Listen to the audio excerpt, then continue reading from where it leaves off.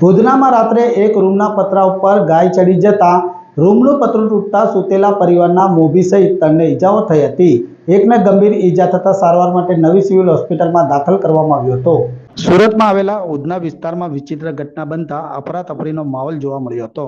મળેલી માહિતી મુજબ મૂળ બિહારના વતની મોહમ્મદ સમીમ મોહમ્મદ ઉવારી અંસારી હાલ ઉધના આશાપુરી બ્રિજ પાસે આવેલા દસ્તગીર નગરમાં પત્ની, 2 પુત્ર અને 1 પુત્રી સાથે રહી મજૂરી કામ કરી પરિવારનું ગુજરાન ચલાવે છે. રાત્રે સમીમ પરિવાર સાથે જમીને સૂઈ ગયો હતો. દરમિયાન મધરાતે 2 વાગ્યાના અરસામાં તેના રૂમની પાછળના ભાગથી એક ગાય પતરા પર ચડી ગઈ હતી.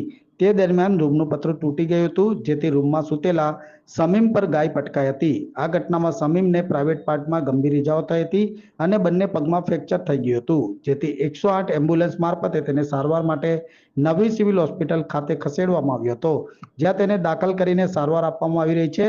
તેમજ ઘટનામાં સમીમના બાળકો રાશિફ અને નસીબા નામના સંતાનને સામાન્ય ઈજાઓ થઈ હતી. ઘટનાને પગલે સ્થાનિક લોકોનું ટોળું એકઠું થઈ ગયું હતું.